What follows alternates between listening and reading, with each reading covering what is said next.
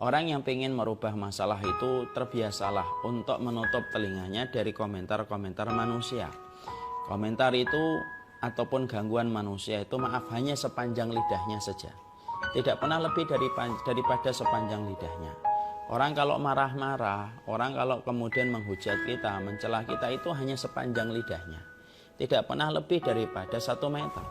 Sehingga ketika kita memahami hakikat celaan, hakikat gangguan manusia itu hanya sepanjang lidahnya dan sepanjang jempolnya ketika mendarat di screen handphonenya, maka sesungguhnya membuat kita nyaman. Karena apa? Seorang mukmin itu tidak layak kehidupan perasaannya dan kehidupan hatinya diatur oleh omongan manusia.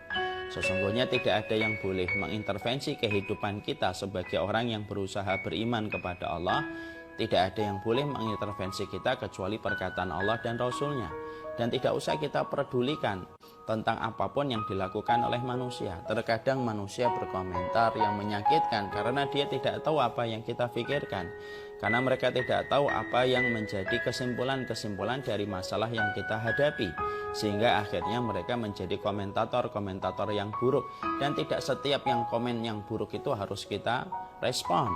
Karena apa? Kalau kita merespon setiap gangguan, setiap kita merespon setiap ucapan, maka sesungguhnya akan kerepotan hari-hari yang kita lewati dan kita akan kesulitan karena memuaskan setiap mulut manusia itu menjadi sesuatu yang paling berat, lebih berat daripada memindahkan gunung. Memindahkan gunung masih bisa dilakukan kalau kemudian dilakukan dengan serentak oleh seluruh manusia. Tapi memuaskan mulut manusia itu tidak akan mungkin dilakukan. Dan tidaklah setiap orang yang berkomentar itu kemudian kita respon. Makanya ada sebuah kata yang bagus dalam bahasa Arab. Lau anna kalban awa alqamathul hajar asbahul hajar miskala dinarin. Kalau setiap anjing yang menggonggong kita lempari batu, maka jumlah batu akan habis. Karena habis untuk melempari yang menggonggong. Dan akhirnya harga batu itu melebihi harga emas karena langkanya batu itu karena kita pakai habis untuk melempari orang yang berkomentar pada kehidupan kita. Tidak perlu semuanya kita komentari, tidak perlu semuanya harus masuk dalam kehidupan kita.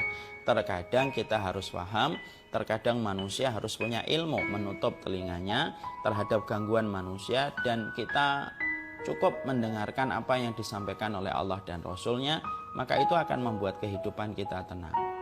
Orang yang terlalu banyak merespon omongan manusia, membaca komen, lalu dijawab komennya, direspon komennya, lalu harus diblok, tidak akan ada habisnya.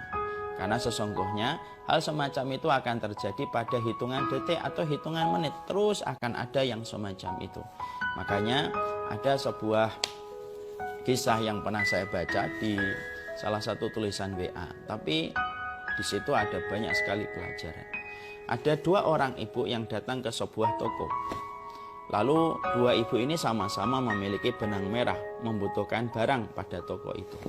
Ibu yang pertama datang lebih dulu, lalu masuk ke toko, ternyata karyawannya begitu judes, luar biasa. Lalu begitu ketus. Ketika sang ibu mendapati sang karyawan begitu ketus dan judes, maka akhirnya dia tidak betah. Dia keluar dari toko itu sembari menggerutu. Hatinya sesak dan dia juga tidak mendapatkan barang yang sebenarnya sangat dia butuhkan, yang mana barang itu hanya ada di toko tersebut. Sudah menggerutu, dadanya juga sesak dan penuh, sampai nafasnya tersengal-sengal karena bertengkar sama karyawan tersebut. Itu pun dia tidak mendapatkan barang yang dia inginkan. Datang ibu-ibu yang kedua, masuk ke toko tersebut. Lalu kemudian berada pada toko itu. Karyawannya judes, karyawannya ketus. Tapi ibu itu kemudian tetap dalam kondisi dia mencari barang yang dia butuhkan. Dia beli, dia keluar.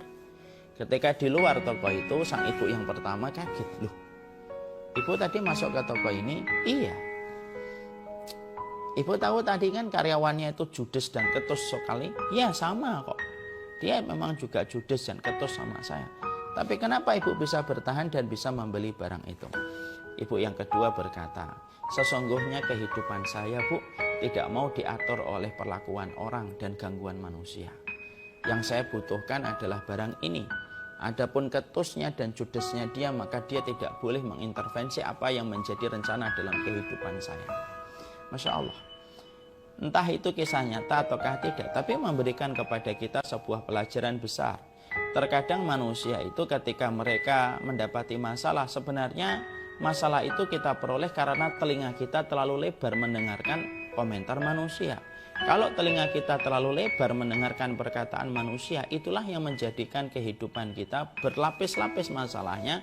Karena kita akan menjawab fulan, besok fulan, besok fulan, besok fulan, dan kita respon terus. Padahal kita paham hakikat setiap masalah ketika mereka mengganggu kita. Cukup kita pahami aja, kalaupun mereka mengganggu kita, gangguan mereka itu hanya sepanjang lidahnya. Kecuali kalau sudah fisik kan gampang. Kalau memang sudah fisik, berarti kita akan urus dengan urusan-urusan yang berlaku pada tempat kita.